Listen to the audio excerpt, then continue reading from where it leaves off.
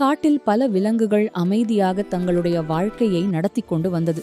ஆனால் அதே காட்டிலிருந்த ஒரு கருநாகம் மட்டும் தனது தந்திர புத்தியாலும் கொடூரமான குணத்தாலும் மற்ற உயிரினங்களை எப்போதும் துன்புறுத்திக் கொண்டே இருந்தது. அது பறவைகளின் முட்டைகளை திருடி அழிக்கும், சிறிய விலங்குகளின் குட்டிகளை பிடித்துக்கொன்று சாப்பிடும்.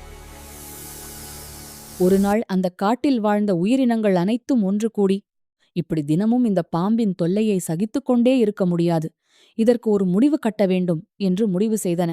அணில் கவலையுடன், என் குட்டிகளை வீட்டில் தனியாக விட்டுச் செல்லவே பயமாக இருக்கிறது. நான் இல்லாத நேரங்களில் வீட்டைச் சுற்றி வந்து அவற்றை பயமுறுத்துகிறது என்றது. அப்போது கிளியும் மிகுந்த வருத்தத்துடன், நான் இடும் முட்டைகளையெல்லாம் கூட்டிலிருந்து கீழே தள்ளி உடைத்து சாப்பிடுகிறது, இதற்கு ஒரு முடிவு கட்டியே ஆக வேண்டும் என்று சொன்னது. அனைவரின் பேச்சையும் அருகிலிருந்த ஒரு புத்திசாலி ஆந்தை கேட்டு, நீங்கள் எல்லோரும் ஒன்றுபட்டு முயற்சி செய்தால் இந்த பாம்பை விரட்டுவது கடினம் அல்ல என்று சொன்னது. பக்கத்து மரத்தில் ஒரு குரங்கு வாழ்கிறது, அது நல்ல சாதுரியம் உள்ளவன், நீங்கள் சென்று உங்கள் துயரத்தைச் சொல்லுங்கள், அது உதவக்கூடும் என்றது. உடனே முயல், அணில், புறா ஆகியவை அந்த குரங்கிடம் சென்று தான் பட்ட கஷ்டங்கள் எல்லாவற்றையும் சொல்லி, குரங்காரே, தயவு செய்து எங்களை இந்த கொடிய பாம்பிடமிருந்து காப்பாற்றுங்கள் என்று கெஞ்சின. ஆனால் குரங்கு கருநாகத்தை யோசித்து பயந்து போனது. பின்பு குரங்கு தயக்கத்துடன், எனக்கு சாமர்த்தியம் இருக்கலாம், ஆனால் அந்த பாம்பை எதிர்த்து சண்டையிடும் அளவுக்கு பலமோ துணிவோ இல்லை என்றது. அந்த நேரத்தில் ஆந்தையும் அங்கே வந்தது.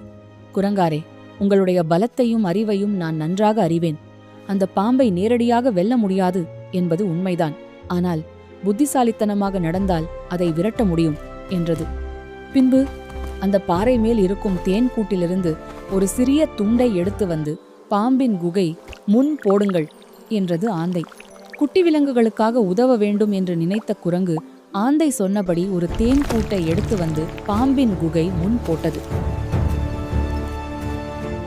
வெளியே வந்த பாம்பு அதை பார்த்ததும், ஆஹா, இன்று எனக்கு அதிர்ஷ்டம் அதிகம் போலிருக்கிறதே என்று மகிழ்ச்சியுடன் தேனை சாப்பிட்டது.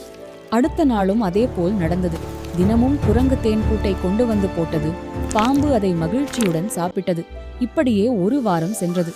ஆந்தை ஏன் இப்படி செய்யச் சொல்கிறது என்று குரங்கிற்கு குழப்பமாக இருந்தாலும் சிறிய உயிரினங்களுக்காக அது தொடர்ந்து உதவி செய்தது.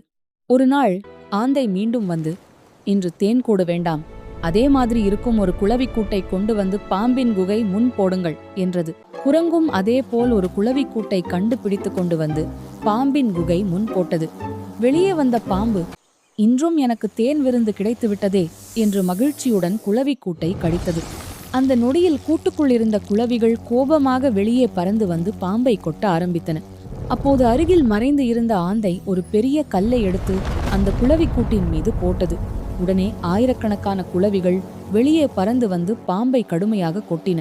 வலியை தாங்க முடியாமல் அந்த பாம்பு அலறிக்கொண்டு காட்டின் ஆழமான பகுதிக்குள் ஓடி மறைந்தது. அதன் பிறகு அந்த காட்டில் அமைதி நிலவியது. அணில் தன்னுடைய குட்டிகளை சுதந்திரமாக விளையாட அனுப்பியது. முயலும் பயமின்றி வாழ ஆரம்பித்தது.